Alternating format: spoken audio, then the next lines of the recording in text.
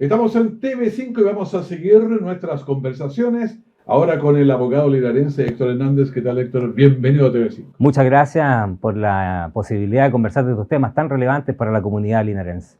Bueno, vamos a hablar de la Constitución que tenemos el proyecto, digamos que hay que votar apruebo o rechazo el día 4 de septiembre. Efectivamente. Vamos mirando un poco esto del texto que salió por el contexto. Hay un tema que siempre está, el texto y el contexto. ¿Qué podríamos hablar de eso? Claro, porque cuando hablamos del contexto nos referimos al proceso. Si fue importante o no fue importante el proceso para llegar a las normas que tenemos hoy.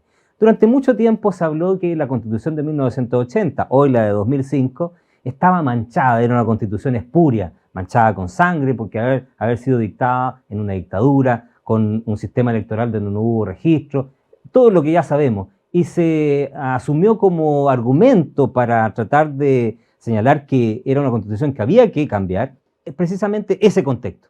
Bueno, hoy, en el nuevo proceso de este borrador de Constitución, también es importante el contexto, el momento en que se dio, pero también cómo se desarrolló el proceso constitucional y todo lo que vivimos durante ese periodo. Claro, pero tenemos un 78% de gente que sí quería una constitución nueva. Eso sería parte de ese contexto.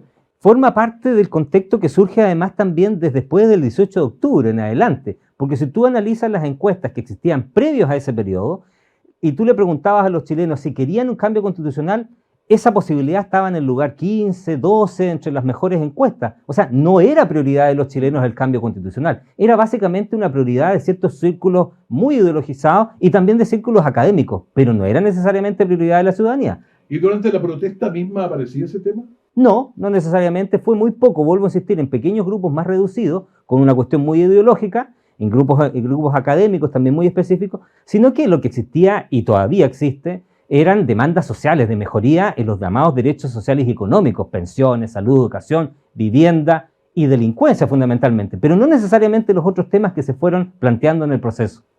Ese sería más o menos el contexto, pero este contexto lo encuentras válido. ¿Cómo fue el proceso? El proceso es válido, eso no hay nada que cuestionar respecto al proceso. Es más, uno podría decir que fue mucho más inclusivo que otros procesos. Se incorporaron independientes, que después en todo caso demostraron que no eran tan independientes, pero se incorporaron. Y también hubo paridad de género, lo que permitió que hombres y mujeres por lo menos participaran en forma más proporcional dentro del proceso. Y estas bancadas con números, como indígenas y otras que... Las ecologistas, claro, que fueron parte de, ahora sí, el contexto del proceso mismo del proceso constituyente, que para muchos, digamos, terminó quizás no de la mejor manera. Incluso el secretario de la convención en algún momento habló del circo de la convención constitucional, lo que terminó enturbiando. La presidenta me dijo que eso era una broma.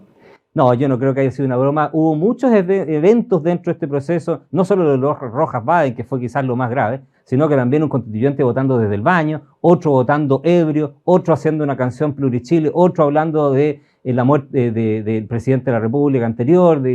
O sea, hubo muchas situaciones en que desafortunadamente ese contexto terminó enturbiando el proceso mismo y el texto. O sea, había un microclima, como han acusado muchos adentro, que no era compatible con lo que pasaba en la realidad, en el exterior.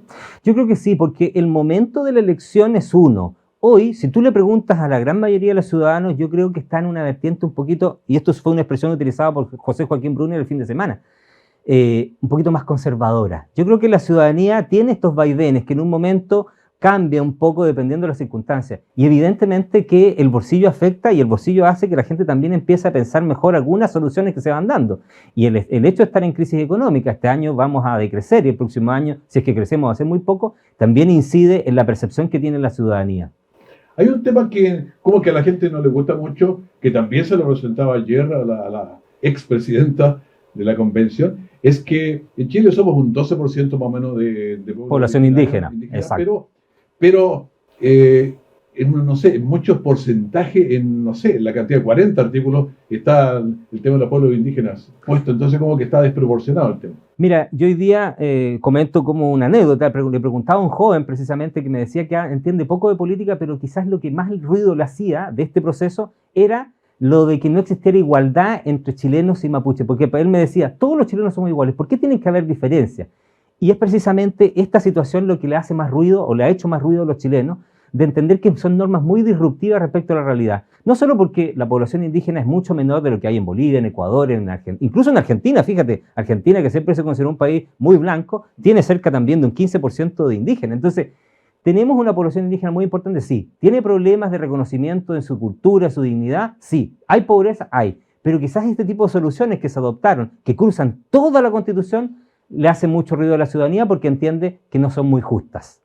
El tema de la justicia, que como que van a haber dos justicias, ¿es tan cierto eso o no? Es cierto, efectivamente van a haber dos sistemas de justicia, porque en el fondo van a haber sistemas de justicia y no dos, van a haber 11, 12 sistemas de justicia, porque se reconocen 11 pueblos originarios, más el de los chilenos, pero además la Constitución deja abierta la posibilidad de que se puedan reconocer otros, y en ese caso también van a haber otros sistemas de justicia, lo que evidentemente no se condice con la realidad que el chileno está acostumbrado. Por eso digo que es muy disruptiva respecto a la realidad que el chileno está acostumbrado. Pero tiene cosas buenas, me imagino, esa Constitución. Tiene cosas buenas, por ejemplo, yo destacaría todo el capítulo relacionado a la Contraloría General de la República, a todo lo que tiene que ver con probidad, donde se ataca adecuadamente esos aspectos, porque la probidad y el cumplimiento de las normas legales sobre información y todo lo demás son muy importantes para tener un Estado que efectivamente gaste la plata como corresponde y no se termine yendo en corrupción, en amiguismo, compadrazgo. Esas son normas importantes. También algunas sobre medio ambiente y evidentemente todo lo que tiene que ver con los derechos sociales. Es importante esas normas. El problema quizás está en que se extremaron muchas situaciones donde la gente no entiende que vienen con letras chicas y eso yo creo que es un gran problema. O sea, sumando y restando, no te gusta. No, en general yo creo que es una sola y meramente en el texto, en la normativa, yo creo que es un texto que tiene muchos bemoles, muchos problemas y de ese punto de vista no adscribo mucho al mismo. Perfecto. Héctor Hernández, muchísimas gracias por estar con nosotros conversando aquí en TVC. No, gracias a ti, muchas gracias. Hacemos un corte, una pausa, volvemos de inmediato para seguir con las informaciones.